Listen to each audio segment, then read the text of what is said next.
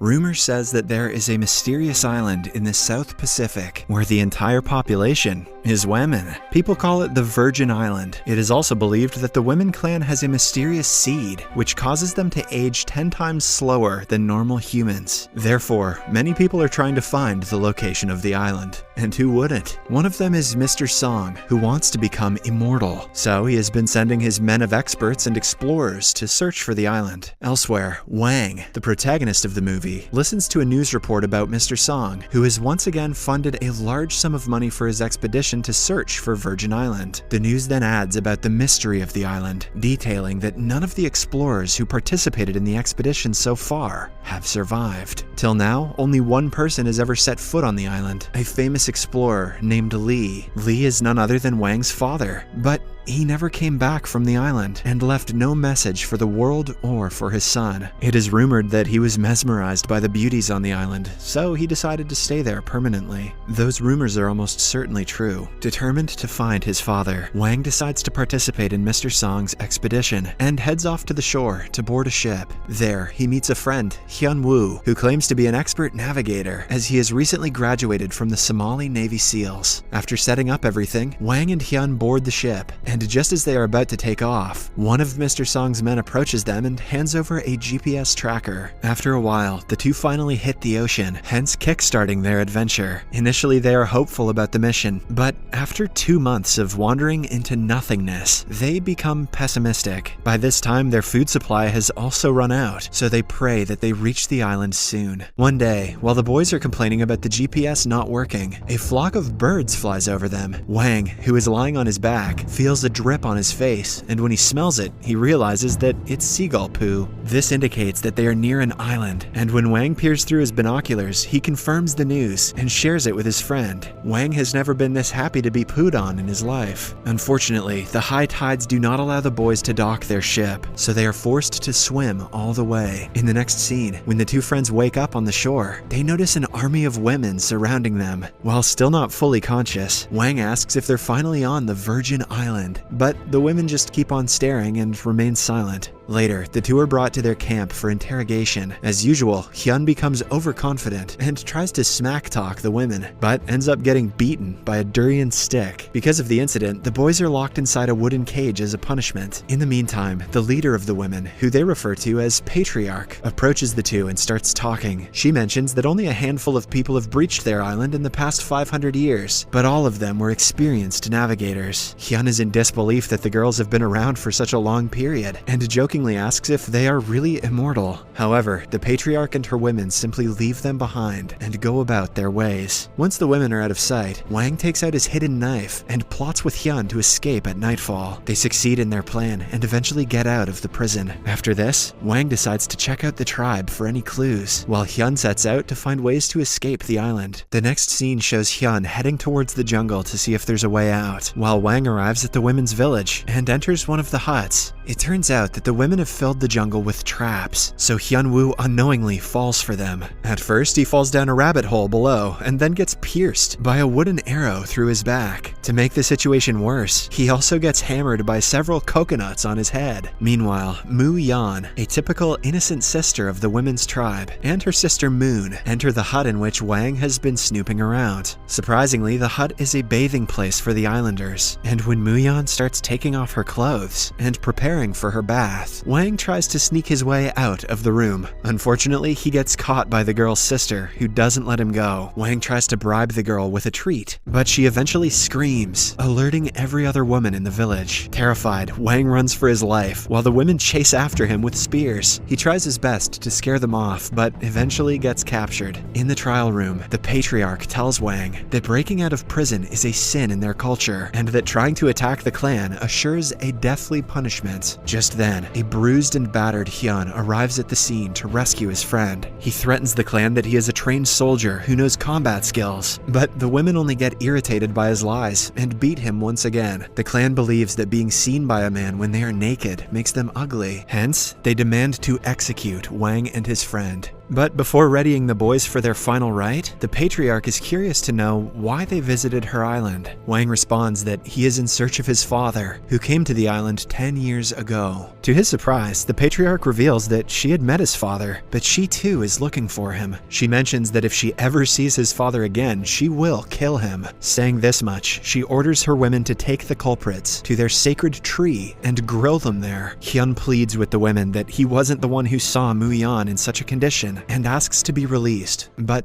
to no avail. Next, the women prepare the grill, while the boys are tied and kept separately in 2 giant barrels. Hyun fears that they are being marinated before being roasted, but he is interrupted by Mu Yan, who has finally come to face her pervert. She lashes out at Wang for spying on her, and tells him that to lift the curse of being ugly, she has to kill him. However, just when it appears that she is about to finish him off with a knife, she instead cuts open his rope. Before letting the two escape, the innocent Mu Yan asserts that she hates Wang, but at the same time, she doesn't want him to die because of her. Unfortunately, the boys take the jungle's way and fall for the set traps. The following morning, Wang and Hyun are once again captured and tied in front of the sacred tree. The women prepare different kinds of ingredients and light a fire to marinate the boys and eat them after roasting. But the process is interrupted when Chanhua, one of the women from the clan, drowns in the ocean. While the women rush to the shore, the boys take this opportunity to escape by burning their tight ropes. They also flee the scene, not realizing that they have put fire to the sacred tree. Meanwhile, the women cry in pain after seeing their friends struggling in the ocean.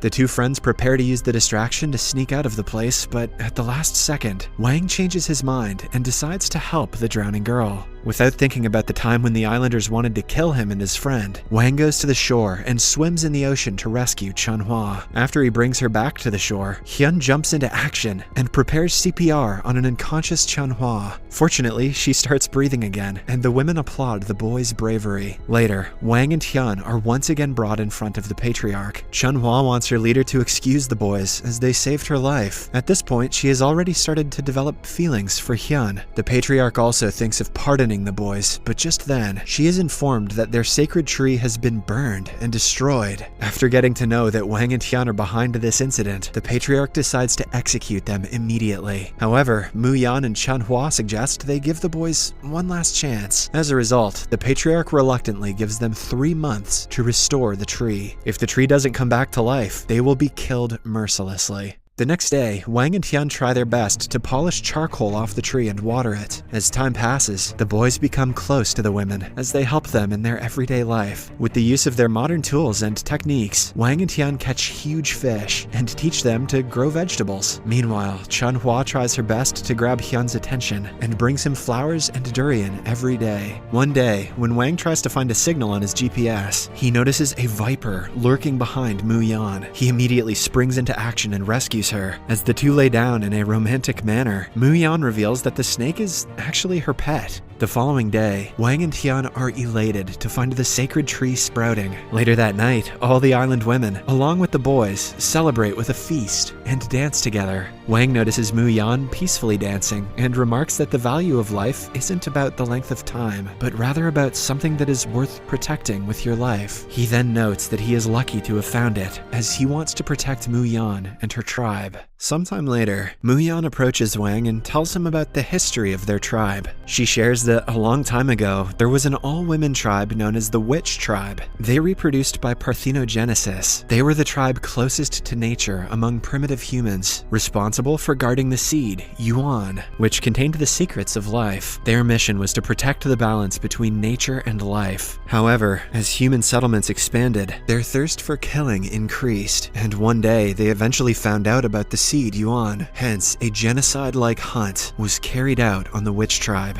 To protect the seed, the head of the clan gave it to the youngest woman in the tribe and asked her to run away as far as possible. The girl witnessed her entire family being killed, but as told, she escaped the place. Not long after, she woke up on a deserted island and saw that the seed she carried had started sprouting all over the place. The deserted island gradually became full of life. Slowly, the girl got older and a new witch clan flourished on the island, continuing to guard the Yuan seed. Mu Yan then reveals that the young woman is none other than the patriarch patriarch, and that they are the descendants of the witch clan. The following morning, she takes Wang to the place where she had last seen his father. There, Wang finds his father's old journal, where he has written about his time with the witch clan. He writes that it was because of their warm gesture, kindness, simplicity, and reverence for life that he didn't want the expedition to destroy their life. So, he never reported back, hoping that the clan and their secrets of life remained secluded from the greed of modern men. He then concludes his journal, portraying his worry for Wang, and hopes that his son will understand the choices he made. In the next scene, Wang realizes what he has to do and destroys the GPS tracker. But before he and Hyun can walk away, they hear a beep coming from the GPS, indicating that it's still working. Elsewhere, Mr. Song is notified about the island's location. The boys then rush to the patriarch and warn her to leave the island immediately, as Mr. Song and his men are on their way to get the seed that they have been protecting. They then devise a plan to seduce the men, lure them in, and take them out one by one. Soon enough, Mr. Song arrives with his crew and orders 4 of his men to check the island. The men arrive at the village, but they are surprised to see beautiful women waiting for them. We weren't expecting to see women on this island of women.